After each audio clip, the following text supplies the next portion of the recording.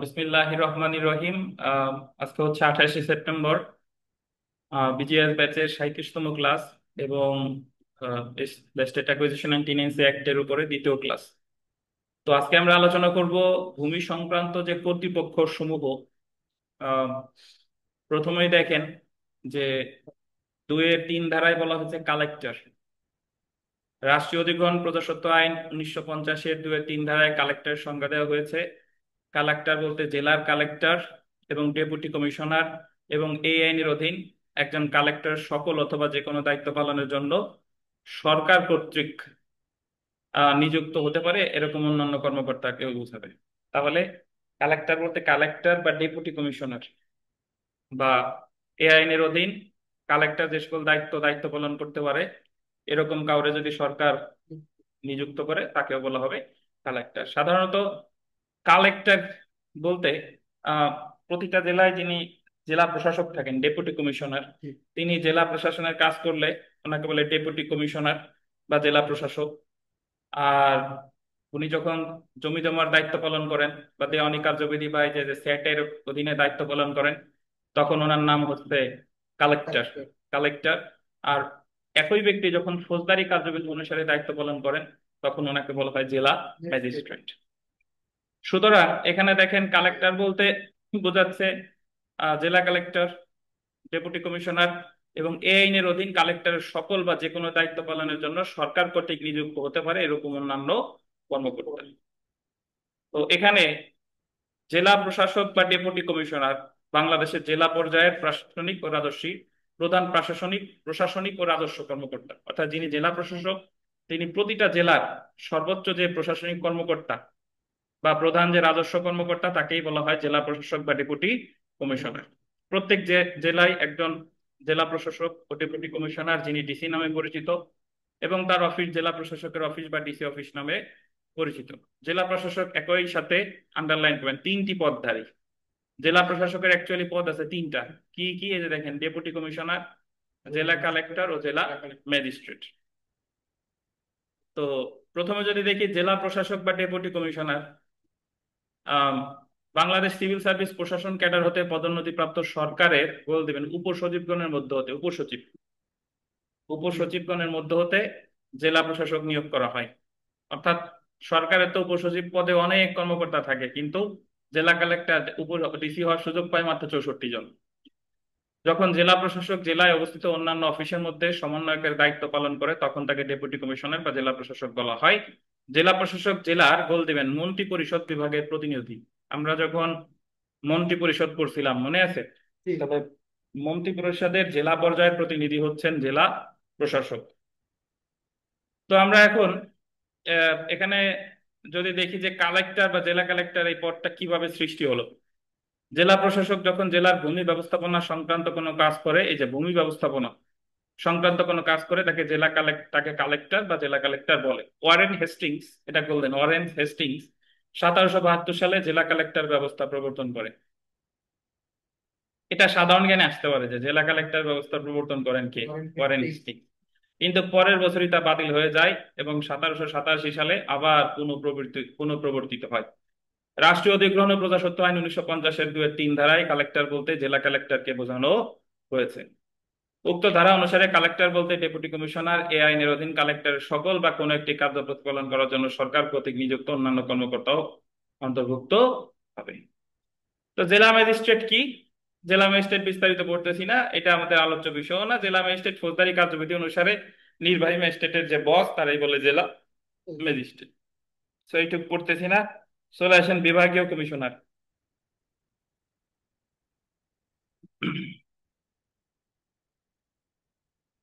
মন্ত্রী পরিষদের জেলা পর্যায়ের প্রতিনিধিরই যদি জেলা কালেক্টর বা ডিসি বলে ডেপুটি কমিশনার, তাহলে মন্ত্রী পরিষদের বিভাগীয় যে প্রতিনিধি তারা বলে হচ্ছে বিভাগীয় কমিশনার, এবং ইনি একজন যুগ্ম সচিব পদমর্যাদার। আর জেলা কালেক্টর হলো উপসচিব পদমর্যাদার। বিভাগীয় কমিশনার তার আওতাধীন বিভাগের প্রধান প্রশাসনিক ও রাজস্ব কর্মকর্তা বিভাগের। তিনি তার অধীনস্থ বিভাগের সকল বিভাগীয় অফিসের সমন্বয় সাধন করেন। বিভাগীয় কমিশনের প্রাথমিক দায়িত্ব হচ্ছে তার অধীনস্থ বিভাগের সকল জেলা প্রশাসকদের, এই যে দেখেন সকল জেলা প্রশাসকদের রাজস্ব উন্নয়ন এবং প্রশাসন সংক্রান্ত কাজের তদারকি করে। 1829 সালে এই পদ সৃষ্টি করা হয়। ভূমি প্রশাসন board, board of land administration. Board of land administration 1982 দ্বারা ভূমি প্রশাসন বোর্ড গঠন করা হয়। 1982 সালে 3 সেপ্টেম্বর, 1983 সালে 5 জুলাই, 1983 সালে 7 জুলাই ভূমি মন্ত্রণালয় কর্তৃক প্রদত্ত আদেশ দ্বারা সকল বিধিবদ্ধ আপিল নিষ্পত্তি করতে, মাঠ পর্যায়ে ভূমি প্রশাসন অফিস সমূহ তদারকি করতে এবং সরকারকে নীতি নির্ধারণী বিষয়সমূহ পরামর্শ দিতে ভূমি প্রশাসন বোর্ডকে ক্ষমতা দেওয়া হয়। একটা জিনিস এখানে খেয়াল করেন, আমরা সামনে পড়বো। সবার মাঠ পর্যায়ে প্রতিনিধি হচ্ছে সহকারী কমিশনার ভূমি, যারা বলে আমরা এসি ল্যান্ড, ঠিক আছে। ওনার উপরে হচ্ছে জেলা কালেক্টর, জেলা কালেক্টরের উপরে হচ্ছে বিভাগীয় কমিশনার, বিভাগীয় কমিশনের উপরে হচ্ছে ভূমি প্রশাসন বোর্ড। তো ভূমি উন্নয়ন কর, নতুন তহসিল অফিস সৃষ্টি, খাস জমি বন্দোবস্ত করতে, অর্পিত সম্পত্তি ব্যবস্থাপনা তদারকি করতে এই বোর্ডকে ক্ষমতা অর্পণ করা হয়। কিন্তু এই বোর্ড উহার উপর অর্পিত দায়িত্ব কার্যসমূহ সঠিকভাবে পালন করতে ব্যর্থ হওয়ায় সরকার বোর্ড বিলুপ্ত করার সিদ্ধান্ত গ্রহণ করে এবং বোর্ডের স্থলে 2টি সংস্থা প্রতিষ্ঠার উদ্যোগ গ্রহণ করে। সেই অনুসারে এই যে দেখেন, the land reforms board ordinance 1989 are the land appeal board ordinance 1989 পাশ করা হয়। এগুলো মনে রাখার কোনো দরকার নাই, জাস্ট একবারই দেখে যাবো, এগুলো মুখস্থ করতে যাবেন না। The land appeal board ordinance 1989 এর 4 ধারা বলে সরকার ভূমি আপিল বোর্ড প্রতিষ্ঠা করে। এটা একটা আন্ডারলাইন করেন, ল্যান্ড আপিল বোর্ড। এবং উক্ত অধ্যাদেশের 8 ধারা অনুসারে board of land administration act 1982 বিলুপ্ত করা হয়। লাস্টের লাইনটা আন্ডারলাইন করেন। ফলে ভূমি প্রশাসন বোর্ড বিলুপ্ত, বোর্ড অফ ল্যান্ড অ্যাডমিনিস্ট্রেশন বিলুপ্ত হয় এবং উহার স্থলে ভূমি আপিল বোর্ড প্রতিষ্ঠা করা হয়। তো বর্তমানে ভূমি প্রশাসন বোর্ড নেই, বর্তমানে যেটা আছে সেটার নাম হলো ভূমি আপিল বোর্ড। তো এই যে দেখেন ভূমি আপিল বোর্ড, এটার মাত্রই পড়ে আসলাম। এবং এটা যদি দেখেন এই মাঝখানের লাইনটা, আচ্ছা এই যে বোর্ডের চেয়ারম্যান ও সদস্যগণ সরকার কর্তৃক নিযুক্ত হবে, মাঝে পাইছেন। ভূমি আপিল বোর্ড দেশের ভূমি ও ভূমি রাজস্ব সংক্রান্ত বিরোধ নিষ্পত্তির সর্বোচ্চ আদালত। এর কাজ কোয়াসি জুডিশিয়াল প্রকৃতির। কোয়াসি শব্দের অর্থ হলো আধা বিচারিক, আধা বিচারিক জুডিশিয়াল প্রকৃতির। এই বোর্ডের সচিব পর্যায়ের কোনো কর্মকর্তা চেয়ারম্যান হিসেবে দায়িত্ব পালন করেন। এই লাইনটা আন্ডারলাইন করেন। তাহলে ভূমি আপিল বোর্ডের যিনি দায়িত্বপ্রাপ্ত তিনি হচ্ছে সচিব পর্যায়ের। তাহলে জেলা কালেক্টর উপসচিব, বিভাগীয় কমিশনার যুগ্ম সচিব, আর ভূমি আপিল বোর্ড হচ্ছে কি সচিব। এবং যুগ্ম সচিব পদমর্যাদার কর্মকর্তা সদস্য হিসেবে থাকে। তাহলে ভূমি আপিল বোর্ডের যারা সদস্য তারা হচ্ছে যুগ্ম সচিব পদমর্যাদার। এই বোর্ড কর্তৃক প্রদত্ত কোনো আদেশের দ্বারা কোনো ব্যক্তি সংক্ষুব্ধ হলে তিনি আদেশটি 60 দিনের মধ্যে পুনর্বিবেচনার জন্য, কয় দিনের মধ্যে পুনর্বিবেচনার এটা পরে পড়বো, আপিলের ওই জায়গায় গিয়ে পড়বো। আপাতত আমরা চলে আসি, এই আলোচনা এতটুকুই, এই জায়গায় আর পড়বো না। তো মাঝখানের প্যারাটা একটু যদি দেখেন, যে রাষ্ট্রীয় অধিগ্রহণ ও প্রজাস্বত্ব আইন 1950-এ ভূমি প্রশাসন বোর্ডের কোনো অস্তিত্ব নাই। তাই রাষ্ট্রীয় অধিগ্রহণ এবং প্রজাস্বত্ব আইন 1950-এর 147 ধারা অনুসারে বিভাগীয় কমিশনের আদেশের বিরুদ্ধে ভূমি আপিল বোর্ডে আপিল করতে হবে। অর্থাৎ ওই যে একটু আগে পড়ছি ভূমি প্রশাসন বোর্ড এখন বিলুপ্ত, তাহলে ভূমি প্রশাসন বোর্ডের জায়গায় এখন হয়েছে কি ভূমি আপিল বোর্ড। বুঝতে পেরেছেন? তো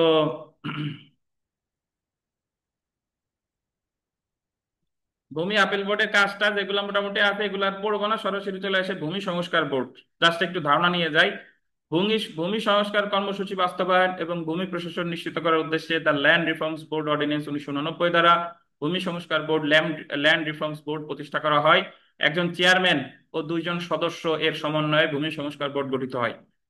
এটাও এতটুকুই, এখানে মনে রাখার আসলে কিছু নাই। তারপরে দেখেন ল্যান্ড আপিল বোর্ড, মানে এমনি তো আমরা তো নর্মালি ডিসি অফিস পর্যন্ত কাজ হতো, সম্পর্কে মোটামুটি অবগত আছে। তারগুলো আছে এদের কার্যক্রম মোটামুটি অবগত। হুম, বিভাগীয় কমিশনার আর হচ্ছে ভূমি আপিল বোর্ড, এদের কাজ কি হ্যাঁ আজকে এদের পড়বো, আজকে জানবেন, ধৈর্য ধারণ করেন। তো ভূমি সংস্কার বোর্ড দেখেন, ভূমি সংস্কার কর্মসূচি বাস্তবায়ন ও ভূমি ব্যবস্থাপনা নিশ্চিত করার উদ্দেশ্যে the land reforms board ordinance 1989 দ্বারা ভূমি সংস্কার বোর্ড ল্যান্ড রিফর্মস বোর্ড প্রতিষ্ঠা করা হয়। একজন চেয়ারম্যান, সচিব ও 2জন সদস্যের সমন্বয়ে ভূমি সংস্কার বোর্ড গঠিত হয়। এটা এটা এতটুকুই জানলেই হবে। ভূমি রেকর্ড ও জরিপ পরিচালক দেখেন, ভূমি রেকর্ড ও জরিপ পরিচালক শব্দসমূহ ভূমির রেকর্ড ও জরিপ অতিরিক্ত পরিচালকগণের অন্তর্ভুক্ত করবে। আমরা চলে আসি রাজস্ব কর্মকর্তা কারে বলে, দেখেন, রেভিনিউ অফিসার। রাজস্ব কর্মকর্তার সংজ্ঞা দিছে 2-24। রাষ্ট্রীয় অধিগ্রহণ এবং প্রজাস্বত্ব আইন 1950-এর 2-24 ধারায় রাজস্ব কর্মকর্তার সংজ্ঞা দেওয়া হয়েছে। রাজস্ব কর্মকর্তা বলতে এই আইন মোতাবেক বা এই আইনের অধীনে প্রণীত বিধি অনুসারে একজন রাজস্ব কর্মকর্তা সকল কার্য বা যে কোনো কার্য সম্পাদন করার উদ্দেশ্যে সরকার কর্তৃক নিযুক্ত এই অফিসার রাজস্ব অফিসার বা কর্মকর্তা বলে অভিহিত হবে। সো এখানে একটা বিষয় যদি দেখেন, রাজস্ব কর্মকর্তা বলতে উপজেলা পর্যায়ে আন্ডারলাইন করবেন সহকারী কমিশনার ভূমি। তার মানে Yes, yes. রাজস্ব কর্মকর্তা হলো যে অ্যাসিস্ট্যান্ট কমিশনার বা সহকারী কমিশনার ভূমি উপজেলা পর্যায়ে। জি, আর জেলা পর্যায়ে জেলা কালেক্টর জি, জি, বা ডেপুটি কমিশনার, জি। এবং বিভাগীয় পর্যায়ে বিভাগীয় কমিশনার। আর জাতীয় পর্যায়ে ভূমি আপিল বোর্ডের সদস্য, যেমন ভূমি মন্ত্রণালয়ের সচিব ইত্যাদি বোঝায়। তাহলে এরা তাদের স্ব স্ব জায়গার ক্ষেত্রে হলো রাজস্ব কর্মকর্তা। ডিসি ক্ষমতা দেওয়া থাকে এডিসি রাজস্ব। হ্যাঁ, মেইনলি তো উনার, এখন উনি যারে দেয়। আমার আমার একটা দায়িত্ব আসছে, এখন আমি আপনারে আর শাকিলকে দিলাম যে এটা করে, তাহলে ধরে নিয়ে হবে তো আমিই করতেছি। তো রাষ্ট্রীয় অধিগ্রহণ এবং প্রজাস্বত্ব আইন 1950-এর 146 থেকে 151 ধারায় সহকারী কমিশনার ভূমি, কালেক্টর, বিভাগীয় কমিশনার, ভূমি প্রশাসন বোর্ড কে রাজস্ব কর্মকর্তা হিসেবে অভিহিত করা হয়েছে। সো এটা আমরা সামনে পড়বো যে কে আদেশ দিলে কোথায় আপিল করে, রিভিউ করে, রিভিশন করে, বা কার কি কাজ, এটা বিস্তারিত পড়বো। আপাতত এখানে যে জিনিসটা দেখে দেখেন, রাজস্ব কর্মকর্তা বনাম সেটেলমেন্ট অফিসার ও সহকারী সেটেলমেন্ট অফিসার। তো রাষ্ট্রীয় অধিগ্রহণ ও প্রজাস্বত্ব আইন 1950-এর 27 অধ্যায়ের 144 ধারার অধীন record of rights, record of rights এর বাংলা আছে খতিয়ান, পর্চা। ওই যে সিএস পর্চা, আরএস পর্চা মনে আছে, এসএ পর্চা, এগুলোর বলে খতিয়ান, আজকেই পড়বো। সংশোধন করার উদ্দেশ্যে রাজস্ব কর্মকর্তাকে সেটেলমেন্ট অফিসার বা সহকারী সেটেলমেন্ট অফিসার পদবি সহ বা ব্যতীত নিয়োগ দেওয়া হয়ে থাকে। এটা যে আলমগীর শিক্ষক তো এই সেটেলমেন্ট অফিসে চাকরি করতেন। কে? বিমল সাহেব। জি, হ্যাঁ, প্রেসিডেন্ট। তো এখানে দেখেন, আলমগীর বললেন। আমার তো দিলেন। আচ্ছা আচ্ছা, দেখেন তো এখানে একটা বিষয় দেখেন, এই 27 অধ্যায়ের 144 ধারার অধীন রেকর্ড অফ রাইটস বা খতিয়ান সংশোধন করার উদ্দেশ্যে রাজস্ব কর্মকর্তাকে, মানে রাজস্ব কর্মকর্তা তো এই যে উপজেলা পর্যায়ে গেছিলেন, প্রেসিডেন্ট। তিনি সেটেলমেন্ট অফিসার বা সহকারী সেটেলমেন্ট অফিসার পদবি সহ বা ব্যতীত নিয়োগ দেওয়া হয়ে থাকে। রাজস্ব কর্মকর্তা মূলত সেটেলমেন্ট অফিসার হিসেবে কার্য করে। এই যে যে রাজস্ব কর্মকর্তা, ইনি মূলত কি হিসেবে কাজ করে? Settlement officer. এরা সকলে বিসিএস প্রশাসন হতে ডেপুটেশনে সহকারী সেটেলমেন্ট অফিসার হিসেবে পদায়ন হয়।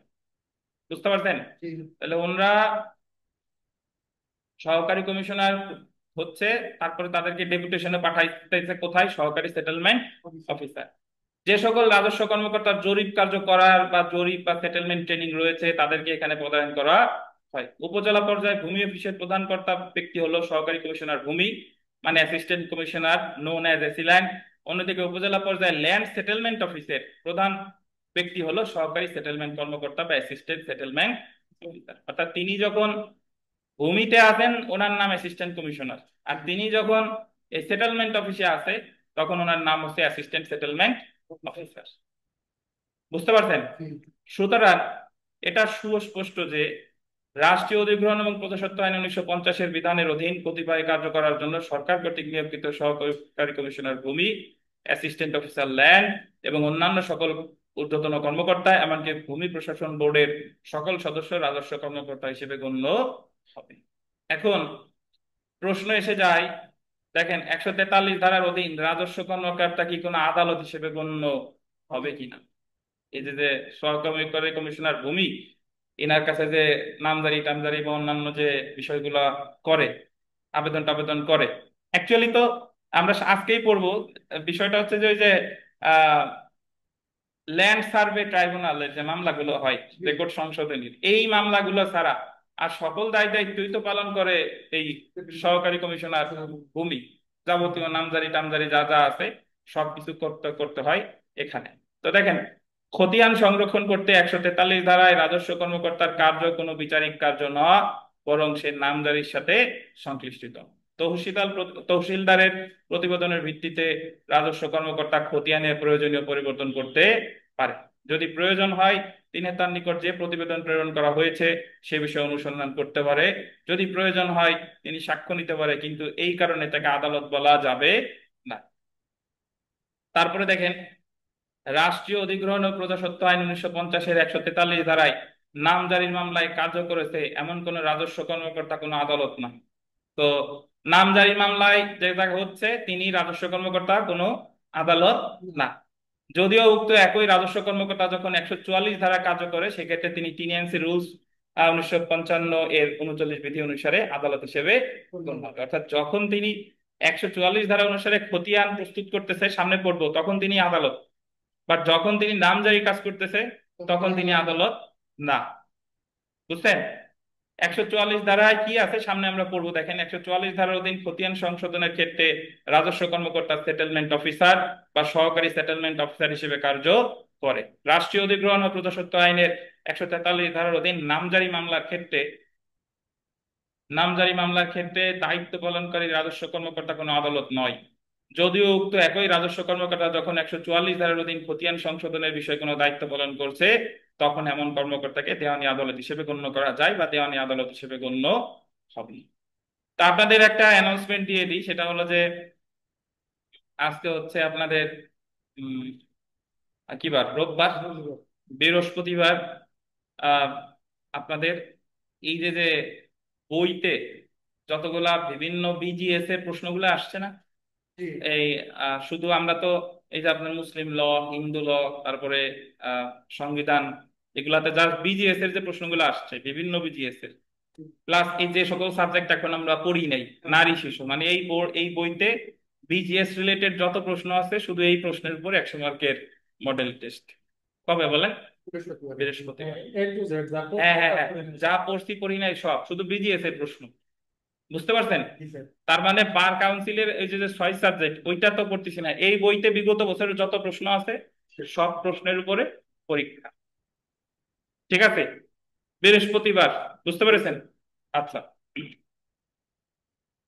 তো এখন দেখেন, এখানে একটা ছক আছে। আহ এটা আমরা এখন পড়বো না, দরকারও নাই, সরাসরি সেলফ প্র্যাকটিসে চলে আসি। সেলফ প্র্যাকটিসের 4 নাম্বার প্রশ্নটা দেখেন। নিম্নলিখিত কে রাজস্ব কর্মকর্তা বলে গণ্য হবে? সহকারী কমিশনার, ভূমি, কালেক্টর, বিভাগীয় কমিশনার, উপরের সবগুলো সঠিক। কে বলেন? উপরের সবগুলোই সঠিক।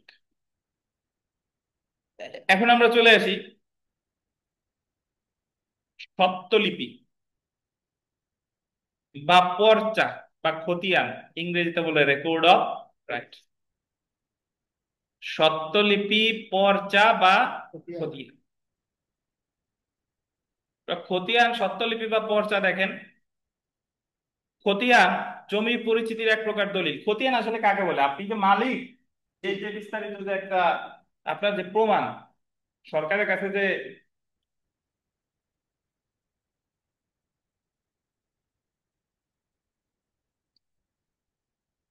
তানভীর আলম খান, খতিয়ান নাম্বার এত, জমির পরিমাণ এত অংশ। অর্থাৎ সরকার বিভিন্ন সময় জরিপ করে যে বের করছে যে এই এই জায়গার মালিক কে আছে, কে দখলে আছে, বা কার কতটুকু অংশ আছে, এটা সরকার যে যে জিনিসের মাধ্যমে লিপিবদ্ধ করছে সেটাকে বলে খতিয়ান। এই দেখেন, খতিয়ানে জমির দাগ, পরিমাণ, জমির প্রকৃতি, খাজনার পরিমাণ, প্রজা ভূমধ্যিকারীর নাম ইত্যাদি লিপিবদ্ধ থাকে। খতিয়ান স্বত্বলিপি, রেকর্ড অফ রাইটস বা পর্চা নামেও পরিচিত। মাঠ পর্যায়ে হাতে কলমে জরিপের মাধ্যমে খতিয়ান তৈরি করা হয়। যেহেতু খতিয়ান জমির পরিচিতির দলিল, সেহেতু খতিয়ান দেখে জমির মালিকানা বা জমিতে কে দখলে আছে তা প্রাথমিকভাবে নির্ধারণ করা যায়। অর্থাৎ খতিয়ান দেখে প্রাথমিকভাবে বোঝা যাচ্ছে যে এই জমির মালিক কে বা এই জমির দখলে কে আছে। তার মানে এই নয় যে, আন্ডারলাইন করেন, খতিয়ান জমির মালিকানার চূড়ান্ত প্রমাণ, কারণ ওখানে তো ভুল ত্রুটি হতে পারে। একমাত্র খতিয়ান দিয়ে জমির মালিকানা সত্য প্রমাণ হয় না। হস্তান্তর দলিল, খতিয়ান, দখল, দাখিলা ইত্যাদি মিলে মালিকানা নির্ধারিত হয়। অর্থাৎ অ্যাকচুয়াল মালিককে যদি আপনি নির্ধারিত করতে চান, খতিয়ান একটা রোল প্লে করে, বাট সেটাই যে একমাত্র রোল প্লে করে বিষয়টা তা না। হস্তান্তর দলিল, খতিয়ান, দখল, দাখিলা ইত্যাদি মিলেই মালিকানা নির্ধারিত হয়। প্রকৃতপক্ষে খতিয়ান প্রণয়নের একটি মুখ্য উদ্দেশ্য হলো খাজনা নির্ধারণ। এখন আমরা চলে আসি খতিয়ানের প্রকারভেদ বা ক্লাসিফিকেশন অফ খতিয়ান। খতিয়ানের উপর ভিত্তি করে দুই প্রকার বললেন, দুই প্রকার হতে পারে। একটা হলো জরিপ খতিয়ান, সার্ভে আর জরিপ খতিয়ান, আর একটা হলো নামপত্তন খতিয়ান বা মিউটেশন খতিয়ান। অনেক রেজায় বলবেন মিউটেশন করছে, যদি বলে নামপত্তন করছে সেটা তখন বুঝবে আর না, বুঝবে না। নামজারি অফিসার ঠিক আছে, মিউটেশন করছে কি? নামজারি বুঝবে না। তো জরিপ খতিয়ান মানে হলো সরকারের তরফ থেকে জরিপ করে যেটা বের করে, অমুক সালে হয়েছে সিএস সার্ভে, মানে ক্যাডাস্ট্রাল সার্ভে, তারপর এসএ খতিয়ান এগুলা। আর নামপত্তন খতিয়ান হলো যে একজন ব্যক্তি মারা গেছে, তার সে ছিল একটা জমির মালিক, পরবর্তীতে তার মালিক হয়েছে তার তিন ছেলে। তাহলে সেই ব্যক্তি তো মারা গেছে, এখন তিন ছেলের নাম তো ওই ওই জমি ভাগ করে দিতে হবে। এটাকে বলা হচ্ছে নামপত্তন খতিয়ান। তিন ছেলে যার যার নামে খতিয়ানের তাদের নামটা উল্লেখিত হবে। তো জমি প্রথমেই, বিক্রি করার হ্যাঁ, ক্ষেত্রে জমি বিক্রি, উত্তরাধিকার, আমি জাস্ট একটা উদাহরণ দিলাম। বিক্রির ক্ষেত্রেও তো মালিকানা চেঞ্জ হচ্ছে, তো এই ক্ষেত্রেও মিউটেশন নেসেসারি। তো প্রথমে আসেন দেখেন জরিপ খতিয়ান, সার্ভে আর জরিপ খতিয়ান। ভূমি রেকর্ড ও জরিপ অধিদপ্তরের তত্ত্বাবধানে জরিপ খতিয়ান তৈরি করা হয়। মাঠ পর্যায়ে হাতে কলমে জরিপের মাধ্যমে খতিয়ান তৈরি করা হয়। জেলা প্রশাসনের রেকর্ড রুম হতে এই খতিয়ান কেনা যায়। তবে জেলা প্রশাসকের রেকর্ড রুম বা সহকারী কমিশনার ভূমি অফিস হতে জরিপ খতিয়ানের নকল নেওয়া যায়। তো প্রথমেই দেখেন এই খতিয়ান নিম্ন লিখিত প্রকার হতে পারে। সবার আগে দেখেন সিএস খতিয়ান, এসএ খতিয়ান, তারপরে দেখেন আরএস খতিয়ান, তারপরে আছে বিএস খতিয়ান, তারপরে সিটি জরিপ, তারপরে আছে ডিআরআর জরিপ ইত্যাদি। তো প্রথমে আমরা চলে আসি সিএস খতিয়ান আসলে কাকে বলে। লিখিত পরীক্ষায় প্রশ্ন আসে যে বিভিন্ন খতিয়ান কি, বিভিন্ন প্রকার খতিয়ান সম্পর্কে বিস্তারিত আলোচনা করুন, বা সিএস খতিয়ান বা এসএ খতিয়ানের মধ্যে পার্থক্য কি। তো প্রথমে আমরা চলে আসি দেখেন সিএস খতিয়ান, আন্ডারলাইন করবেন, ক্যাডাস্ট্রাল সার্ভে নামে পরিচিত। আমাদের এখানে কি সিএস আগে হয়েছে নাকি আরএস আগে হয়েছে? শুনতে হবে, এই যে পড়তেছি, ধৈর্য ধারণ করেন, এই জায়গায় পাবেন উত্তর।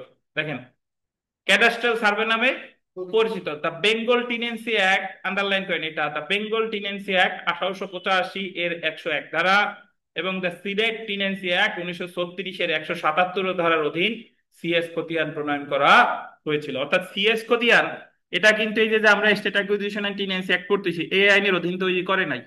সিএস খতিয়ানের ভিত্তি হচ্ছে the Bengal tenancy act 1885 are the Sylhet tenancy act 1936। বুঝছেন?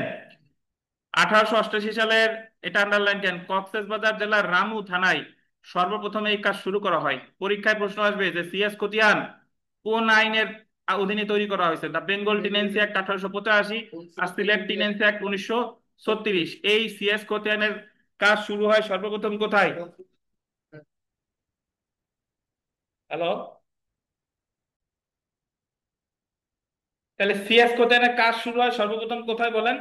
কক্সবাজারের রামুতে 1940 সালে দিনাজপুর জেলায় কাজ শেষ করা হয়। সিএস খতিয়ানের কাগজে গোল দিবেন, লম্বা লম্বি ভাবে লেখা থাকে। একটা হলো লম্বা পোর্ট্রেট, ওটা হলো সিএস। আর যেটা ল্যান্ডস্কেপ আড়াআড়ি ভাবে, এটা হচ্ছে অন্য খতিয়ান, বাট সিএস খতিয়ান হচ্ছে লম্বা লম্বি। আহ সিএস খতিয়ানে জমিদারদের নাম থাকতো, জমিদারদের অধীনে রায়তের নাম, জমির পরিমাণ, খাজনার পরিমাণ ইত্যাদি উল্লেখ থাকতো। তো যদি পরীক্ষায় প্রশ্ন আসে যে লম্বালম্বি ভাবে কোন খতিয়ান, সিএস খতিয়ান, সিএস জমিদারদের নাম থাকতো কোন খতিয়ানে, সিএস খতিয়ান। বুঝছেন?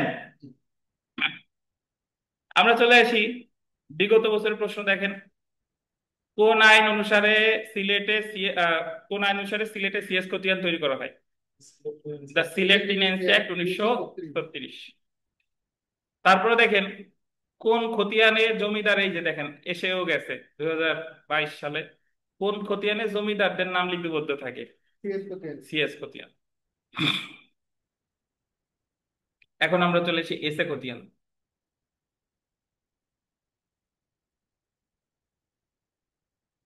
এসএ মানে হলো এস্টেট অ্যাকুইজিশন, আর খতিয়ান তো সার্ভে, এস্টেট অ্যাকুইজিশন সার্ভে। বুঝতে পারছেন? এই যে দেখেন পর্চা বা খতিয়ান তৈরি করার প্রয়োজনীয়তা দেখা দেয় জমিদার উচ্ছেদের প্রাককালে। ওই যে আমাদের দেশে একসময় জমিদারি প্রথা বিলুপ্ত হলো, আগে আমাদের দেশে জমিদাররা জমির মালিক ছিল, কৃষকরা জমিদারদের কাছ থেকে এখনকার লিজের মতো জমি বন্দোবস্ত নিয়ে চাষাবাদ করত। মানে তারা কৃষকরা সরকারের কাছ থেকে নেয় নাই, তারা নিত জমিদারদের কাছ থেকে, তারপর জমিদাররে খাজনা টাজনা যা যা দরকার দিত। 1950 সালে জমিদারি বাতিল হয়ে গেলে যারা চাষ করতো তাদেরকে জমির মালিকানা দেওয়া হয়, যারা চাষ করতো তাদেরই জমির মালিকানা দিয়েছে। রায়ত যারা ছিল হ্যাঁ, তারাই। রায়ত যারা ছিল তাদের বললো যে জমিদার সত্তা বিলুপ্ত হয়েছে, এখন মাঝামাঝি আর কোনো সত্তা নাই, সরকার আর এই রায়তরা। এক্ষেত্রে তাদের তো কোনো দলিলের প্রয়োজন নেই। এই যে দেখেন, এই যে খতিয়ান, তাই খতিয়ানে জমিদারদের নামের পরিবর্তে খতিয়ানে প্রজার এবং চাষির নাম লেখার প্রয়োজন হয়। আগে যেখানে ছিল জমিদারদের নাম, সেই জায়গার দরকার লিখবে কার নাম? প্রজা বা চাষির নাম।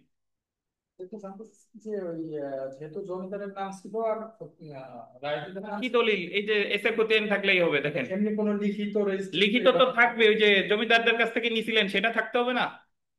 আপনি জমিদারদের কাছ থেকে যে নিছেন তার একটা প্রমাণ আছে না আপনার?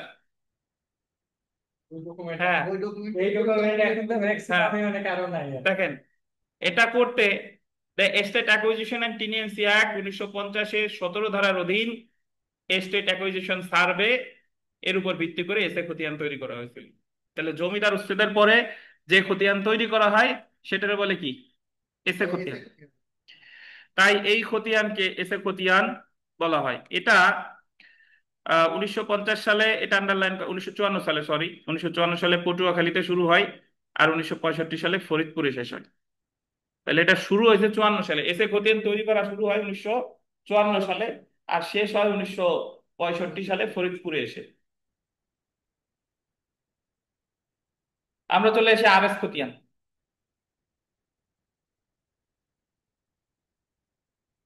সিএস জরিপের পর অনেক বছর অতিবাহিত হওয়ার পর মালিকানা ও প্লটের ব্যাপক পরিবর্তন হয়, পুনরায় জরিপের প্রয়োজনীয়তা দেখা দেয়। তাই 1965 সালে ঢাকা ও রাজশাহী জেলার এস আরএস জরিপ শুরু করা হয়।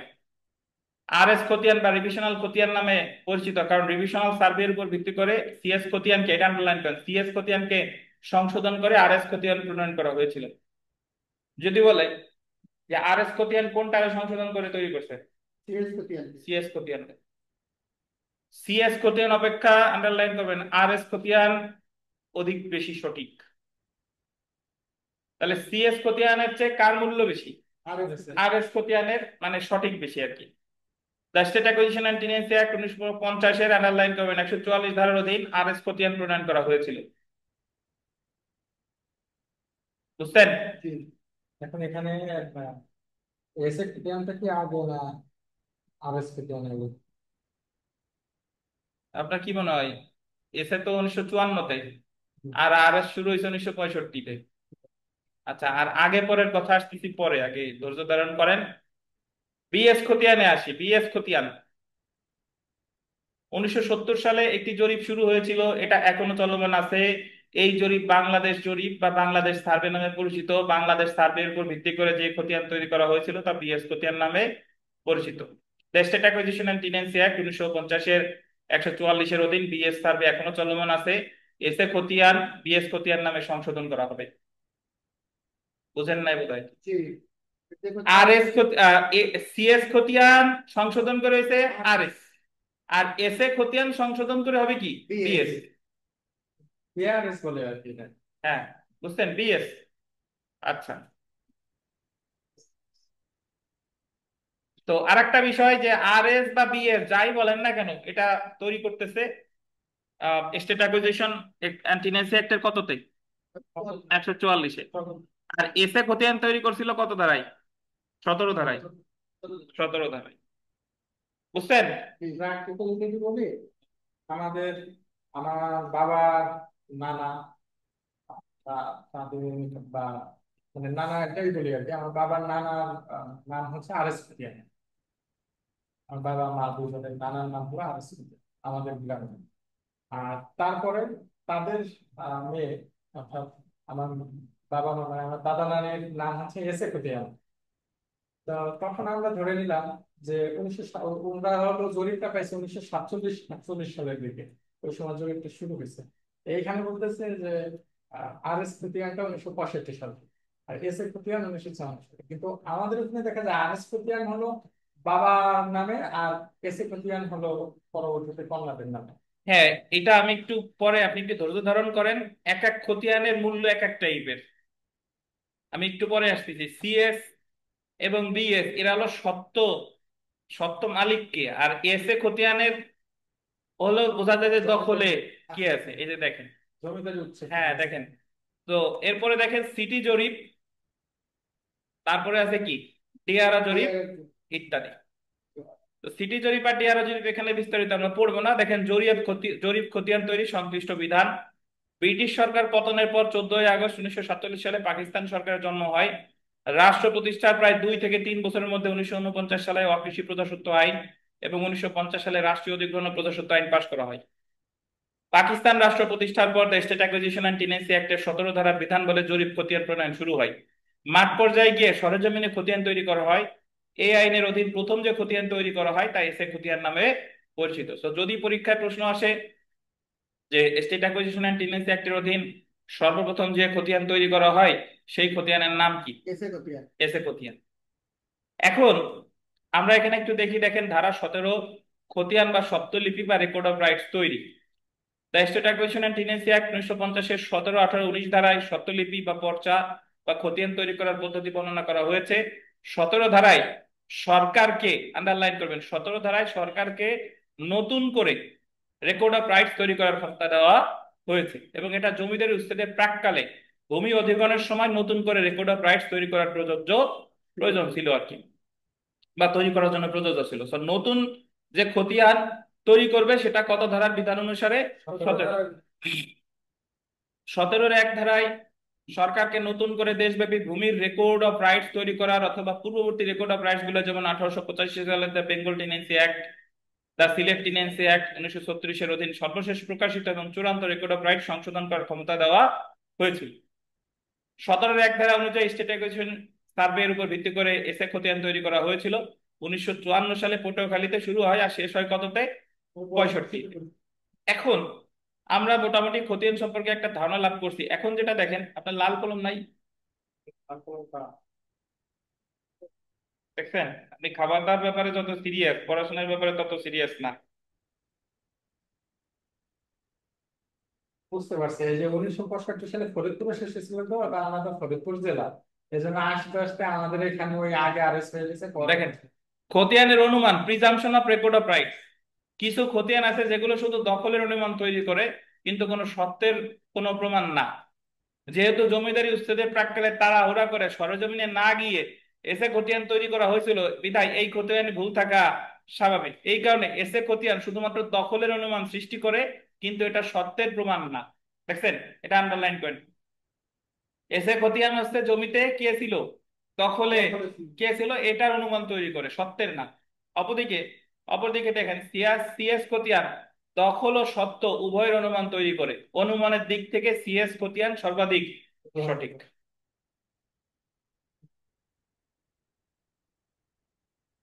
সিএস এর পরবর্তীতে আসছে তো আরএস। বিএস। সিএস একটা এই সংশোধিত হয়ে আরএস। বিএস। ও, সিএস সংশোধিত, সিএস সংশোধিত হয়েছে বিএস। না, আমাদের এখানে সিকোয়েন্স তো প্রথমে হচ্ছে সিএস হয়েছে, পরে আরএস হয়েছে, পরে এসে তারপরে বিএস, এভাবে হচ্ছে। তো কোথাও কোথাও দেখতেছি যে আগে এসে হয়েছে পরে আরএস।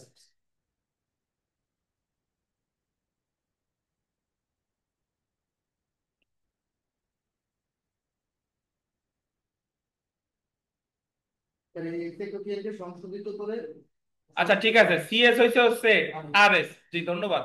আর এস এ হয়েছে হলো বিএস। জি। এখন আমরা এই অনুমানটা পেলাম। সো এখন আসেন মিউটেশন খতিয়ান। মিউটেশন শব্দের অর্থ কি? নাম জানি, নাম জানি। নাম জানি। খতিয়ান মিউটেশন নাম জানি, একই শব্দ, ভাগ করতাম। মিউটেশনের মাধ্যমে যে খতিয়ানের সৃষ্টি হয় তাকে মিউটেশন খতিয়ান বলে। মিউটেশনের আবিধানিক অর্থ হলো নামজারি বা পরিবর্তন। সম্পত্তির মালিকানা পরিবর্তনের সাথে সাথে খতিয়ান পরিবর্তন করতে হয়। একজন মারা গেছে, তার ছেলেরা মালিক হয়েছে, তো খতিয়ান পরিবর্তন করতে হবে। মূলত জরিপের মাধ্যমে এই খতিয়ান সৃষ্টি করা হয়। কিন্তু এই খতিয়ান জরিপের মাধ্যমে না, মূলত জরিপের মাধ্যমে হলো খতিয়ান সৃষ্টি করে, ওই যে CS R S BS S A. কিন্তু জরিপের পর এই যে আন্ডারলাইন করেন, বিক্রি, এওয়াজ বদল, দান, হেবা, ওয়াকফ, দেবোত্তর, অধিগ্রহণ, মালিকের মৃত্যু ইত্যাদি কারণে মালিকানা প্রতিনিয়ত পরিবর্তন হয়। মালিকানা পরিবর্তনের ফলে যে ব্যক্তি নতুন ভাবে মালিকানা সত্ত্ব অর্জন করেছে, খতিয়ান সংশোধন করে তার নাম অন্তর্ভুক্ত করা হয়। সুতরাং জমি সংক্রান্ত বিষয় মিউটেশন বলতে কোনো জমি হস্তান্তর হলে পুরাতন মালিকের নাম বাদ দিয়ে নতুন মালিকের নাম প্রতিস্থাপন করা বোঝায়। মিউটেশন নামজারি ও জমা খারিজ হিসেবে পরিচিত। রাষ্ট্রীয় অধিগ্রহণ এবং প্রজাস্বত্ব আইনের 143 ধারায় মিউটেশন সংক্রান্ত বিধান আলোচনা করা হয়েছে। কত ধারায়? 143 ধারায়। তো আমরা উদাহরণে আসি যে ক তার জমি ক্ষয়ের নিকট বিক্রয় করলো। এই ক্ষেত্রে জমিটির মালিকানা পরিবর্তন হয়ে ক থেকে ক্ষয় হলো, ফলে খতিয়ানে কয়ের নাম কর্তন করে ক্ষয়ের নাম অন্তর্ভুক্ত করতে হবে, এটা হলো নামজারি। আবার যদি এমন হয় যে ক তার 1 বিঘা জমির অর্ধেক ক্ষয়ের নিকট বিক্রি করেছে, এই ক্ষেত্রে কয়ের নামের সাথে ক্ষয়ের নাম যুক্ত করতে হবে। এখন আমরা চলে আসি খতিয়ান বা স্বত্বলিপি রক্ষণাবেক্ষণ।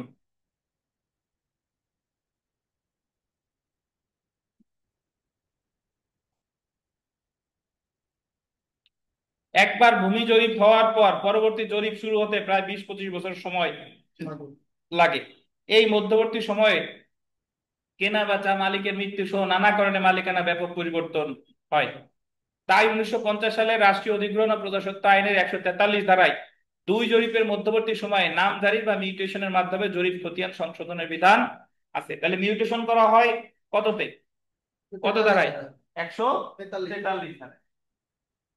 রাষ্ট্রীয় অধিগ্রহণ এবং প্রজাস্বত্ব আইন 1950-এর 143 থেকে 145 ধারায়, রাষ্ট্রীয় অধিগ্রহণ ও প্রজাস্বত্ব আইন 1955 এর ষষ্ঠ অধ্যায়ের 22 থেকে 24 বিধিতে নামজারি সংক্রান্ত বিধান আলোচনা করা হয়েছে। নামজারি প্রক্রিয়া কোনো বিচারিক প্রক্রিয়া না এবং এই প্রক্রিয়ার মাধ্যমে স্থাবর সম্পত্তিতে সত্ত্ব নির্ধারণ করা হয় না। মূলত রাজস্ব আদায়ের জন্য ভূমির দখলকার নির্ধারণ করা এবং দখলকারের নিকট হতে রাজস্ব বা খাজনা আদায় করতে রেকর্ড অফ রাইটস প্রস্তুত করা হয়।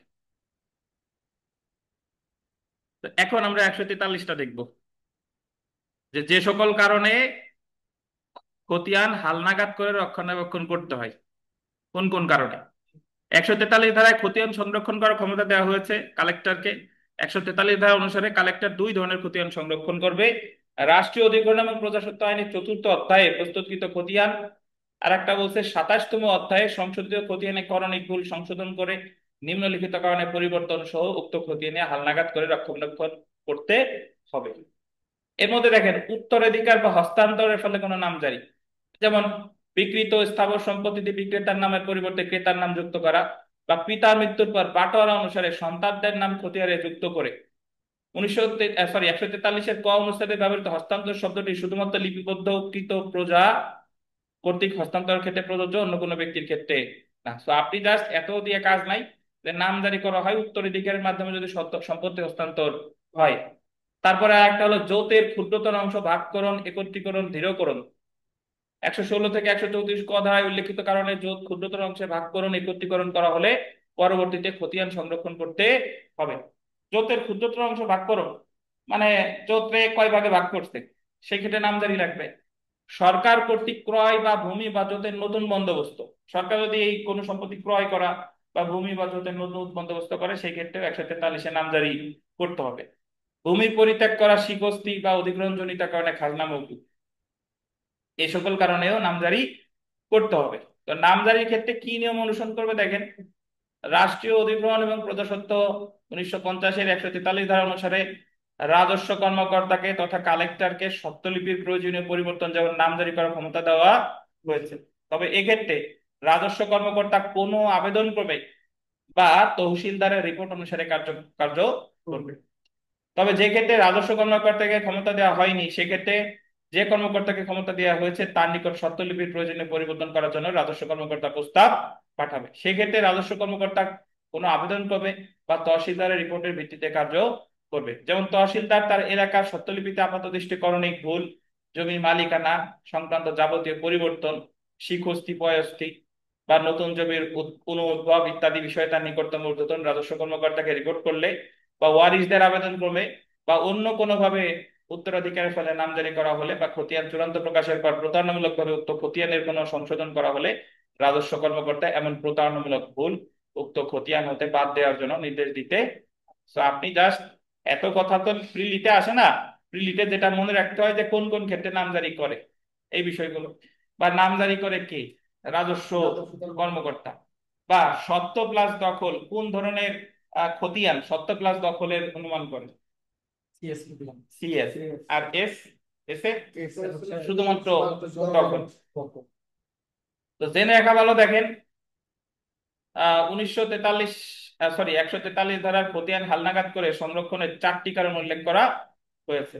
তো আমরা এখন আসি উত্তরাধিকারের উপর ভিত্তি করে খতিয়ান সংশোধন 143 খ, এটা আন্ডারলাইন করেন। উত্তরাধিকারের উপর ভিত্তি করে খতিয়ান সংশোধন, correction of the record of rights আপন ইনহেরিটেন্স। তানভীর আলম খান।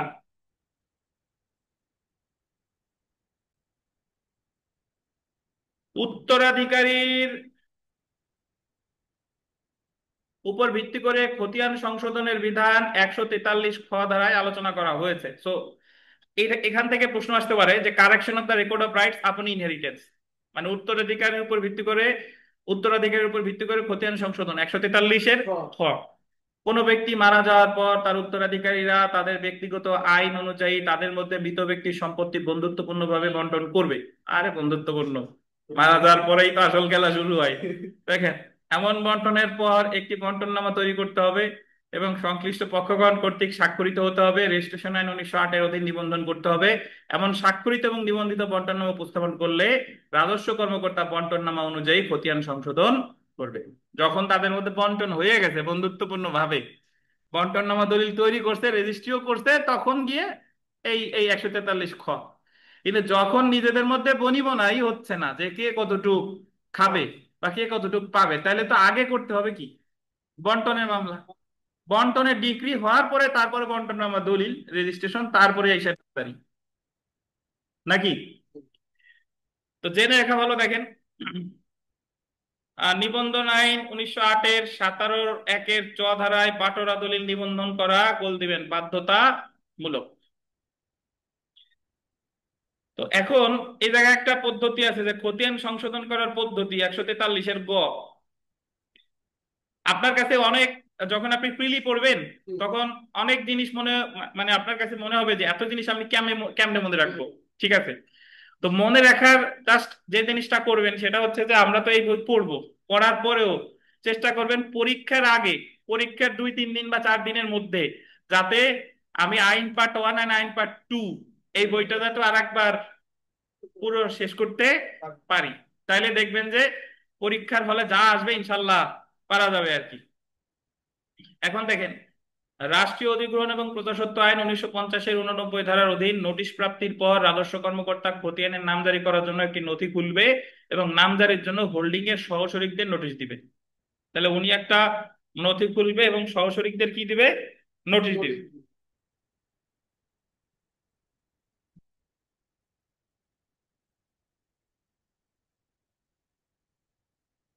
বুঝতে পারছেন?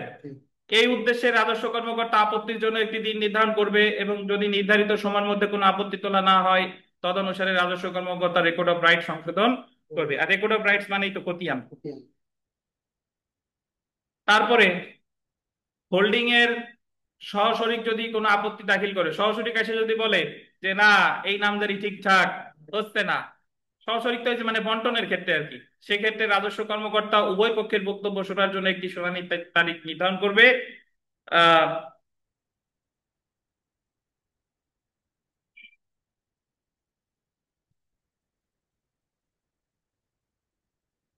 এবং শুনানির পর রাজস্ব কর্মকর্তা কারণ উল্লেখ করবে, একটি আদেশ প্রদান করবে, তদনুসারে খতিয়ান সংশোধিত হবে।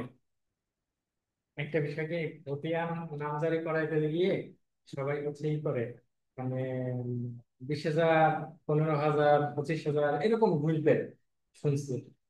এখন আমি ভাবতেছি যে নামজারি এবার না হলে পরের বার হবে, যদি বিক্রির তাড়া না থাকে কারো, যে আমার দ্রুত বিক্রি করে তারপরে ট্যাক্স করতে হবে, তাহলে নামজারি একটু বিলম্ব হলে কি সমস্যা? বাংলাদেশের আমাদের ওই মানে মানুষের মেন্টালিটি সব দিক দিয়ে হচ্ছে কলুষিত হয়ে গেছে। হ্যাঁ, ধরেন যে জায়গা দেখা গেল যে যে ম্যাজিস্ট্রেট সাহেব নামজারি করতেছে সে এই জিনিসটা টোটালি জানেও না, মানে তার বরাবর এই জিনিস সে পার্সোনালি দেখা গেল ধরে নিলাম সে সৎ, অধিকাংশই সৎ ধরে নেন, কর্মচারী কিন্তু বিক্রি করতেছে। তার আগেই উনি ওই অন্যান্য কর্মকর্তা যারা আছে দেখা গেল যে সে আমি একজনের কথা জানি যে ওই বিচারক মহোদয় সৎ ছিলেন কিন্তু বিচারকের যে পিয়ন সে দুইজনের কাছ থেকে টাকা নিত, বাদী বিবাদী দুইজনের কাছ থেকে। বিচারক তো একজনের পক্ষে ডিগ্রি আদেশ দিবে, যার পক্ষে দিছে তারটা রাখতো আর বাকি জনেরটা দিয়ে দিত। বুঝতে পারছেন? তার অফিস নাই, দেখেন। তাহলে বিচারক না হয়ে কর্মচারী হলে আচ্ছা, রাষ্ট্রীয় অধিগ্রহণ ও প্রজাস্বত্ব 1950-এর 143 খ এবং 143 গ খুবই ইজি। নামজারি করে 143-এ, আর উত্তরাধিকারের ক্ষেত্রে নামজারি হলো 143-এর গ, আর নামজারির ক্ষেত্রে যে বিধিবিধান অনুসরণ করবে সেটা হলো 143-এর গ। মানে উত্তরাধিকারের ক্ষেত্রে যে নামজারি এটা হলো 143 খ, আর নামজারির ক্ষেত্রে ওই যে নোটিশ টোটিশ দিবে কি দিবে না এটা হলো 143-এর গ। এ হলো কাহিনী। সেলফ প্র্যাকটিসে দেখেন কোনোদিন কোনো প্রশ্নের জায়গা থেকে আসে নাই, সো টেনশন নেওয়ার কোনো কারণ নাই। আহ, আমরা 3 নাম্বার প্রশ্নটা দেখি। রাষ্ট্রীয় অধিগ্রহণ এবং প্রজাস্বত্ব আইন 1950-এর 143 ধারা নিম্নলিখিত কোন ব্যক্তিকে খতিয়ান রক্ষণাবেক্ষণের দায়িত্ব দেওয়া হয়েছে? কাকে? কালেক্টরকে। বুঝতে পারতেন? তারপরে দেখেন 5 নাম্বার, রাষ্ট্রীয় অধিগ্রহণ এবং প্রজাস্বত্ব আইন 1950-এর 143 ধারার কয়টি কারণে খতিয়ান হালনাগাদ করে রক্ষণাবেক্ষণের বিধান আছে? কয়টি? 4টি। তো এখানে যে প্রশ্নগুলো আছে এগুলো মোটামুটি একটু কষ্ট করে পড়ে ফেলবেন। আমরা চলে আসি খতিয়ান সংশোধন এবং প্রস্তুত। খতিয়ান সংশোধন এবং প্রস্তুত। প্রস্তুত মানে খতিয়ান যদি সংশোধন করার দরকার হয় আর প্রস্তুত যদি করার দরকার হয়, প্রস্তুত করলো, এরপর সংশোধন বা প্রস্তুত হওয়ার পরে যদি কেউ সংক্ষুব্ধ হয় তার আবার প্রতিকার কি? তো ধারা 144 খতিয়ান সংশোধন এবং প্রস্তুত, revision of the record of rights. State acquisition and tenancy act 1950-এর 144 ধারার অধীন সরকার কোন জেলার অংশ, স্থানীয় এলাকার বলতে দেবেন রাজস্ব কর্মকর্তা দ্বারা, রেভিনিউ অফিসার দ্বারা খতিয়ান প্রস্তুত বা সংশোধন করার আদেশ দিতে পারে। কি দ্বারা? রাজস্ব কর্মকর্তা দ্বারা।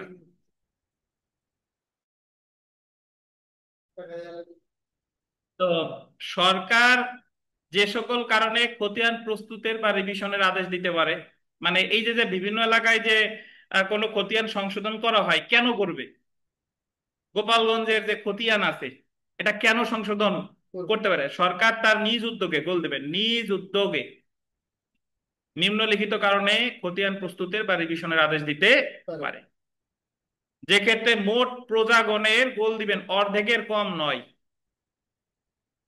কতজন? অর্ধেকের কম নয়। মোট প্রজাগণের অর্ধেকের কম নয় এমন সংখ্যক প্রজা এরূপ আদেশের জন্য আবেদন করে। তাহলে খতিয়ান সংশোধনের জন্য আবেদন করতে কত প্রজা? মোট প্রজার অর্ধেকের বেশি।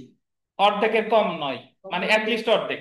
ও আচ্ছা, অ্যাটলিস্ট অর্ধেক, অর্ধেকের কম নয় মানে হলো অ্যাটলিস্ট অর্ধেক, অর্ধেকের অর্ধেক বা তার বেশি। যে ক্ষেত্রে তাহলে গোপালগঞ্জের আমরা সবাই মিলে গিয়ে যদি বলি, মানে গোপালগঞ্জে যদি 10 লাখ লোক থাকে শহরে, 5 লাখ গিয়ে আবেদন করছে যে খতিয়ান সংশোধন করা হোক, তাহলে খতিয়ান সংশোধিত হবে, যে মানে আবার জরিপ হবে আর কি। এটা এটা বোঝানো হচ্ছে যে ক্ষেত্রে। হ্যাঁ, ওই যে নিজ উদ্যোগে করবে, বাট আবেদন করতে হবে এতজনের, আবেদন তো করা লাগবে। যে ক্ষেত্রে প্রজাগণের মধ্যে বিরাজমান বা উত্থাপিত হতে পারে এমন সাংঘাতিক ধরনের বিবাদ মীমাংসার জন্য ওই খতিয়ান প্রস্তুত বা রিভিশন নির্ধারণ করা হয়। এমন অবস্থা প্রতিদিন কোপাকুপি হানাহানি হচ্ছে, থামানো যাচ্ছে না। যে ক্ষেত্রে কোন জেলা বা জেলার অংশ অথবা স্থানীয় এলাকার খাজনা নির্ধারণ করার পর্যায়ে আছে, এই সকল ক্ষেত্রে খতিয়ান কি করতে পারে? সংশোধন করতে পারে। এখন আপত্তি দেখেন 144-এর 5-এ বলছে, যখন 144 ধারার বিধান অনুযায়ী কোনো খতিয়ান প্রস্তুত বা সংশোধন করা হয়, রাজস্ব কর্মকর্তা উক্ত খতিয়ানের একটি খসড়া নির্ধারিত সময়ের জন্য প্রকাশ করবে। ওই যে যখন ওই যে অর্ধেকের আবেদনে ধরেন টোটাল খতিয়ানটা সংশোধন করলো, তার একটা খসড়া প্রস্তুত করবে, রাজস্ব কর্মকর্তা উক্ত খসড়া সম্পর্কে আপত্তি গ্রহণ ও বিবেচনা করবে। তাহলে খসড়াতে বলছে যে এই খসড়া সম্পর্কে যদি কারো আপত্তি থাকে তাহলে তারা এটা জানাতে পারে। আপিল দেখেন, এই জায়গায় ধারা টারা মনে রাখার প্রয়োজন নাই, জাস্ট ফ্যাক্ট গুলো মনে রাখেন। 144-5 ধারায় আপত্তি শুনানি শেষে রাজস্ব কর্মকর্তার আদেশ দ্বারা কোনো ব্যক্তি সংক্ষুব্ধ হলে সে সহকারী সেটেলমেন্ট অফিসারের পদমর্যাদার নিচে নয় এরূপ কোনো রাজস্ব কর্মকর্তার নিকট আপিল করতে পারবে। তাহলে এই যে যে যদি তার প্রথমে আপত্তি দিবে, আপত্তি দেওয়ার পরেও যদি ওই আপত্তির সিদ্ধান্তে যদি সে সংক্ষুব্ধ হয়, তাহলে আপিল করবে কার কাছে? সহকারী সেটেলমেন্ট পদমর্যাদার নিচে নয় এরূপ কোনো রাজস্ব কর্মকর্তার নিকট আপিল করতে পারবে। তো জেনে রাখা ভালো, দেখেন 144 ধারায় খসড়া খতিয়ানের বিষয়ে আপত্তি দাখিল করতে হবে রাজস্ব কর্মকর্তার নিকট। উক্ত আপত্তি শুনানি শেষে রাজস্ব কর্মকর্তা যে আদেশ দিবে সেটার বিরুদ্ধে আপিল করতে হবে সহকারী সেটেলমেন্ট কর্মকর্তার পদমর্যাদার নিচে নয় এমন কোন রাজস্ব কর্মকর্তার নিকট। তাহলে রাজস্ব কর্মকর্তা বলতে আমরা বুঝি তো ওই এসি ল্যান্ড বা সেটেলমেন্ট অফিসার, হুম। সহকারী সেটেলমেন্ট অফিসার। তাহলে এখন আপিল তো করে সাধারণত নিম্ন আদালত থেকে উচ্চ আদালতে। জি। তাহলে এখানে সহকারী সেটেলমেন্ট অফিসারের এখন পদমর্যাদা নিচে নয়। রাজস্ব কর্মকর্তা এক অফিস, সেটেলমেন্ট অফিস আবার আর এক অফিস। ওই যে ডেপুটেশনে ইনারে ওই জায়গা পাঠাচ্ছে, তো ইনি নির্দেশ দিলেও আপিল করতেছে অমুক জায়গা গিয়ে। বুঝতে পারছেন? একটু 2-3 মিনিটের বিরতি, তারপরে আবার শুরু করি। তো 144 ধারার অধীন খতিয়ান সংশোধনের পদ্ধতি, রাষ্ট্রীয় অধিগ্রহণ এবং প্রজাস্বত্ব আইন 1950-এর 144 ধারার অধীন সরকার খতিয়ান সংশোধনের আদেশ দিতে পারে। ওই যে উপরে এত কয়জন আবেদন করলে জি।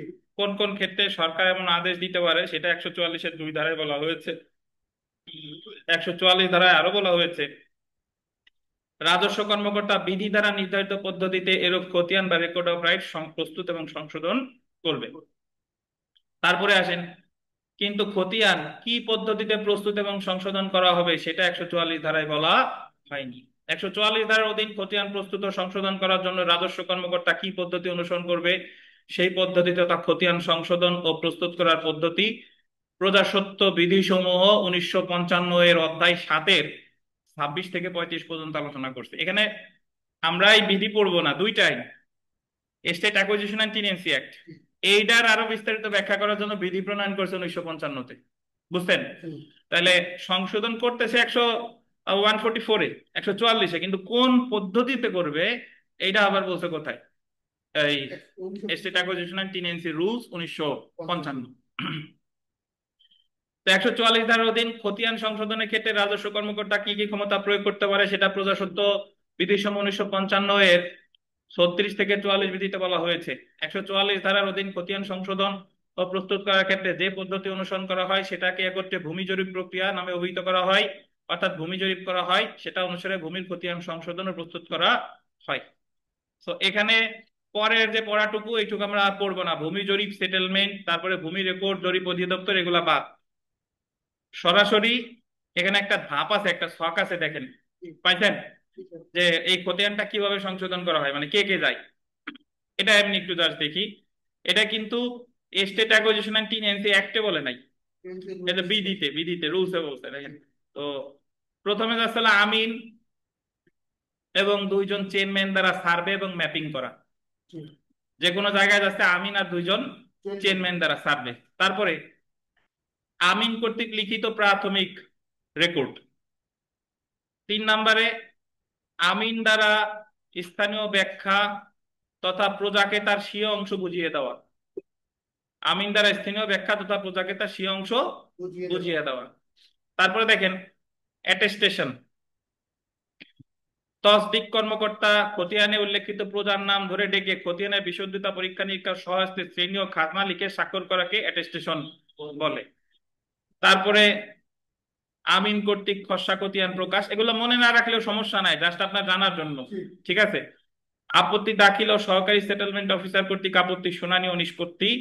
7 নম্বর দেখেন আপত্তি, আপিল শুনানি শেষে প্রদত্ত সিদ্ধান্তের বিরুদ্ধে আপিল ক্ষমতাপ্রাপ্ত সহকারী সেটেলমেন্ট অফিসার বা সেটেলমেন্ট অফিসারের নিকট।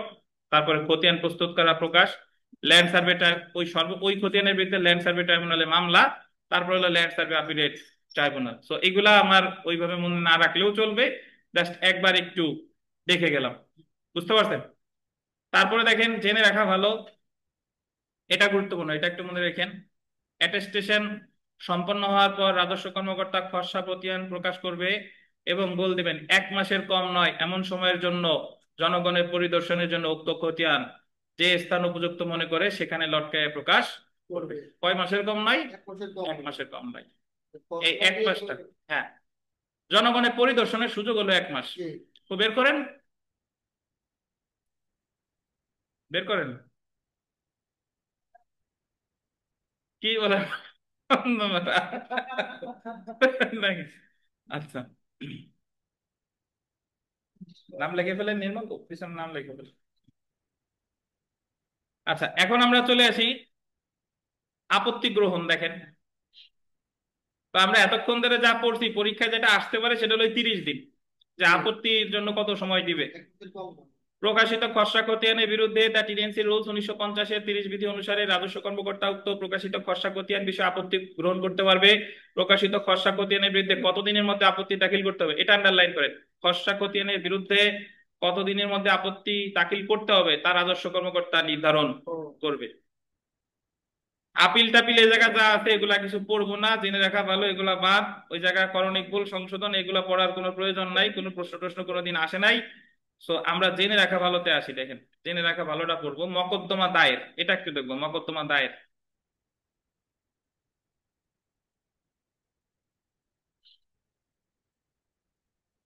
আচ্ছা, মকদ্দমা দায়েরের আগে চূড়ান্ত প্রকাশের সার্টিফিকেট, এটা একটু দেখবো। চূড়ান্ত প্রকাশের সার্টিফিকেট, খতিয়ান চূড়ান্ত প্রকাশের পর রাজস্ব কর্মকর্তা যখন আপত্তি টাপত্তি সব শোনা শেষ, ঠিক আছে, সবার আপত্তি টাপত্তি শোনা আপনি শেষ, বলতে হ্যাঁ, রাজস্ব কর্মকর্তা এমন চূড়ান্ত প্রকাশনার তারিখ হতে 60 দিনের মধ্যে এমন চূড়ান্ত প্রকাশনা বিষয়ে সার্টিফিকেট তৈরি করবে। করবে। তাহলে যদি মনে রাখেন, আপত্তি দিবে 30 দিন আর সার্টিফিকেট তৈরি করবে 60 দিন, 60 ডেজ।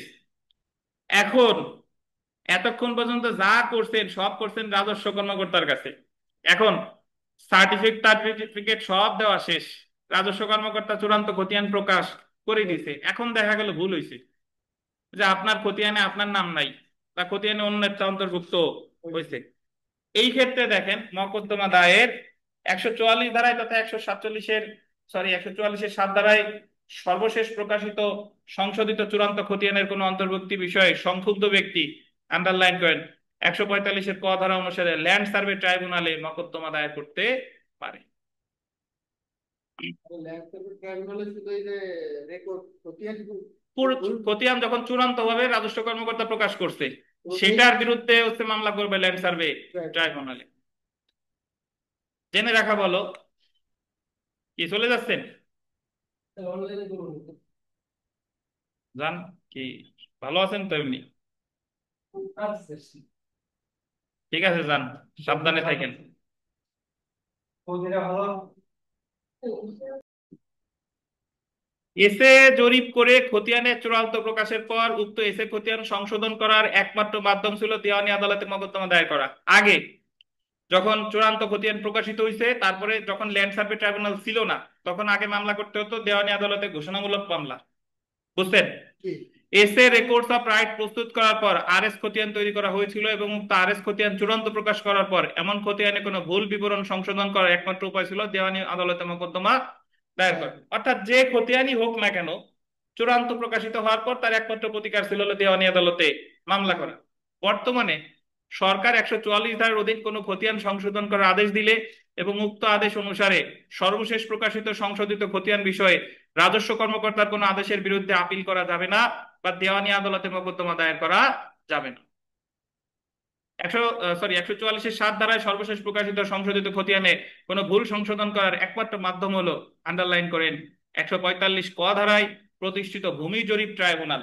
অনেকে ভূমি জরিপ ট্রাইব্যুনাল বললে বুঝবে না, ল্যান্ডস্কেপের ট্রাইব্যুনাল বললো। ল্যান্ড সার্ভে ট্রাইব্যুনাল বললে বুঝবে। তাহলে ভূমি জরিপ ট্রাইব্যুনাল বা ল্যান্ড সার্ভে ট্রাইব্যুনালে মকদ্দমা দায়ের করা এবং উক্ত মকদ্দমায় প্রদত্ত সিদ্ধান্তের বিরুদ্ধে ভূমি জরিপ ট্রাইব্যুনাল বা ল্যান্ড সার্ভে আপিলেট ট্রাইব্যুনালে আপিল করা। বুঝছেন? হুম।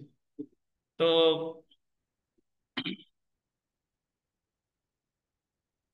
এখানে একটা বিষয় বলছে যে দেওয়ানি আদালতের প্রতিবন্ধকতা। দেখেন, bar to jurisdiction of civil court, এই ধারাটা বলতেন 144-এর খ। মানে এখন আপনি এই সকল ঘটনা ঘটলে দেওয়ানি আদালতে মামলা বলে দিছে এখন আর করা যাবে না। তাহলে দেওয়ানি আদালতে এখন আর করা যাবে না। দেওয়ানি আদালতে যেটা কি কি দেখেন একটু পড়ি। 144-এর খ ধারা অনুযায়ী দেওয়ানি আদালতের এখতিয়ারে দুই ধরনের প্রতিবন্ধকতা আরোপ করেছে, যথা 144-এর এক ধারার ক্ষেত্রে। আর কি কি প্রতিবন্ধকতা সেটা আমরা একটু দেখি। এই যে এক নাম্বার দেখেন, প্রথমে বলছে খাজনা পরিবর্তন, উক্ত এলাকার প্রজাস্বত্বের পরিবর্তনে কোনো প্রকার মর্যাদা নির্ধারণ করার নিমিত্তে কোনো মামলা বা দরখাস্ত গ্রহণ করবে না। উক্ত আদেশের তারিখের পর যদি এলাকা সম্বন্ধে কোনো মামলা বা দরখাস্ত কোনো দেওয়ানি আদালতে রুজু থাকে সেটা আর অগ্রসর হবে না, সেটা রদ হবে। উক্ত তারিখের পর যদি এইরূপ কোনো মামলার কোনো রায়, ডিক্রি বা আদেশ দেওয়া হয় অথবা উক্ত দরখাস্তের প্রেক্ষিতে কোনো আদেশ দেওয়া হয় সেটা অপ্রয়োগযোগ্য হবে, সেটার কোনো আইনত কার্যকারিতা থাকবে না। তো আপনি জাস্ট এখানে একটা কথা মনে রাখেন, এত গভীরে পড়ার সময় আমাদের নাই। জাস্ট মনে রাখেন যে চূড়ান্ত খসড়া যদি প্রকাশ করা হয় এটার বিরুদ্ধে দেওয়ানি আদালতের মামলা করা যাবে না। আর দেওয়ানি আদালতের এখতিয়ারের প্রতিবন্ধকতা একবার পরীক্ষা আসছিল কত ধারায়, 144-এর খ। তো এটা দেখেন এক নম্বর প্রশ্নটা, the state acquisition and tenancy act 1950 অনুসারে খসড়া স্বত্বলিপি প্রকাশ করা হলে কার নিকট তা আপিল দায়ের করা হয়? সহকারী সেটেলমেন্ট। খসড়া স্বত্বলিপি প্রকাশ করছে, ঠিক আছে, তাহলে খসড়া স্বত্বলিপি প্রকাশ করলে তো সহকারী সেটেলমেন্ট অফিসারই, মনে আছে কিনা? আর যখন চূড়ান্ত স্বত্বলিপি প্রকাশ করতো তাহলে সেটার বিরুদ্ধে তো মামলা হতো হলো ল্যান্ড সার্ভে ট্রাইব্যুনালে। বুঝতে পেরেছেন? দুই নাম্বার প্রশ্নটা দেখেন, the state acquisition and tenancy act 1950-এর 144 ধারার অধীনে খতিয়ান প্রস্তুত বা সংশোধনের আদেশ দিলে কোন ধারা অনুযায়ী ওই আদেশের বিরুদ্ধে দেওয়ানি আদালতে কোনো প্রতিকার চাওয়া যাবে না? এই যে একবার আসছে 144 খ। এখন এটা একটু দেখি, দেখেন শকটা। খতিয়ান রিভিশন, খসড়া খতিয়ান প্রকাশ, খসড়া খতিয়ান প্রকাশের বিরুদ্ধে আপত্তি রাজস্ব কর্মকর্তার কাছে। তারপরে আপিল দায়ের করতে হবে সহকারী সেটেলমেন্ট কর্মকর্তার নিচে নাই এমন কারো কাছে। আগে হলো আপত্তি, তারপর হলো আপিল। আর সহকারী সেটেলমেন্ট অফিসার যে আদেশ দিবে, এই যে ডান সাইডে দেখেন, এটার বিরুদ্ধে মামলা করা যাবে না, এটার বিরুদ্ধে দেওয়ানি মামলা দায়ের করা যাবে না। তবে কি করা যাবে দেখেন, 145-এর পথে ল্যান্ড সার্ভে ট্রাইব্যুনালে মামলা। তার মানে দেওয়ানি মামলা করার পথটা বন্ধ করা হয়েছে। এখন যেটা করা যাবে সেটা হলো ল্যান্ড সার্ভে ট্রাইব্যুনালে মামলা। হজবরল লাগতে পারে, বাট এই যে সব দেখলে গুছাই দেবেন। এই যে রিভিশন, খসড়া খতিয়ান প্রকাশ, খসড়া খতিয়ান প্রকাশের বিরুদ্ধে আপত্তি, তারপরে সহকারী সেটেলমেন্ট অফিসারের কাছে আপিল। এই সহকারী সেটেলমেন্ট অফিসার যে সিদ্ধান্ত দেবে দেওয়ানি আদালতে মামলা করা যাবে না। তারপরে ভূমি জরিপ ট্রাইব্যুনালে কি মামলা। আর ভূমি জরিপ ট্রাইব্যুনালে যে সিদ্ধান্ত দিবে সেটার বিরুদ্ধে আবার আপিল করা যাবে ভূমি জরিপ আপিলেট ট্রাইব্যুনাল বা ল্যান্ড সার্ভে আপিলেট ট্রাইব্যুনাল। বুঝতে পারছেন? হ্যাঁ, হ্যাঁ। তো এখন আমরা একটু পরে আজকের পড়াটা শেষ করি। দেখেন ধারা 144 ক, যে খতিয়ানের বিশুদ্ধতা সম্পর্কে অনুমান, presumption as to correctness of record of rights. এটা আন্ডারলাইন করে 3টে স্টার দেন, শুধু এইভাবে আসতে পারে যে presumption as to correctness of record of rights কত ধারায়? 144 ক। রাষ্ট্রীয় অধিগ্রহণ ও প্রজাস্বত্ব আইন 1950-এর 144 ক ধারা ও টিএনসি রুলস এত বিধিতে অনুমান, খতিয়ানের বিশুদ্ধতা সম্পর্কে অনুমান করা হয়েছে। দেখেন 144-এর ক ধারায় বলা হয়েছে 144 ধারার অধীন প্রস্তুতকৃত বা সংশোধিত খতিয়ানে প্রত্যেকটি অন্তর্ভুক্তি, এমন অন্তর্ভুক্তির প্রত্যেকটি বিষয়ে প্রমাণ এবং এটা বিশুদ্ধ বলে গণ্য হবে যতক্ষণ পর্যন্ত না সাক্ষ্য দ্বারা অশুদ্ধ প্রমাণ করা হয়। মানে এটা অশুদ্ধ তখনই মনে করা হবে যখন আপনি এটা সাক্ষ্য দ্বারা প্রমাণ করছেন, বাট সাক্ষ্য দ্বারা প্রমাণের আগ পর্যন্ত এটা কি বলেন, শুদ্ধ। আর পড়তেছি না এই জায়গায়, বিগত বছরের প্রশ্ন দেখেন। এই যে presumption as to correctness of record of rights সংক্রান্ত বিধান স্টেট অ্যাকুইজিশন এন্ড টেনেন্সি অ্যাক্টের কোথায় আছে? 144 এ বা 144 ক। 4 নাম্বার প্রশ্নটা দেখেন, রাষ্ট্রীয় অধিগ্রহণ এবং প্রজাস্বত্ব আইন 144 সরকার নিম্নলিখিত কয়টি কারণে খতিয়ান প্রস্তুত বা পুনর্নিরীক্ষণের আদেশ দিতে পারে? এখানে হচ্ছে ওই যে 3টি মনে আছে, অর্ধেক প্রজা নয়, তারপরে ওই যে তাদের মধ্যে হানাহানির সম্ভাবনা আছে, এই টাইপের আর কি। 5 নাম্বারটা ভিভিআই, সর্বনিম্ন কতজন প্রজা খতিয়ান প্রস্তুত বা সংশোধনের জন্য আবেদন করলে সরকার খতিয়ান সংশোধন বা প্রস্তুতের আদেশ দিতে পারে? মোট প্রজাগণের অর্ধেকের কম নয়। তারপরে দেখেন রাষ্ট্রীয় অধিগ্রহণ এবং প্রজাস্বত্ব আইন এত ধারায় রাজস্ব কর্মকর্তা কর্তৃক প্রস্তুতকৃত বা প্রকাশিত খসড়া খতিয়ান বিষয়ে আপত্তি দাখিল করতে হবে কার কাছে? যে রেভিনিউ খতিয়ান প্রস্তুত বা প্রকাশ করেছে তার নিকট। 9 নম্বর গুরুত্বপূর্ণ। 9, 12, 15, 18, ওই যে সার্টিফিকেট তৈরি করবে 60 দিনের মধ্যে, 60 ডেজ। 21, এগুলা পড়ে ফেলবেন। আমরা আগামীকাল 3টে আছে, আগামীকাল 3টাও পড়তে আসবেন। আগামীকাল 3টে আমরা পড়বো ভূমি জরিপ ট্রাইব্যুনাল ও ভূমি জরিপ আপিল ট্রাইব্যুনাল। ঠিক আছে, ভালো থাকেন। আজকে এই পর্যন্ত, একটু পরে বার কাউন্সিলের ক্লাস শুরু হবে।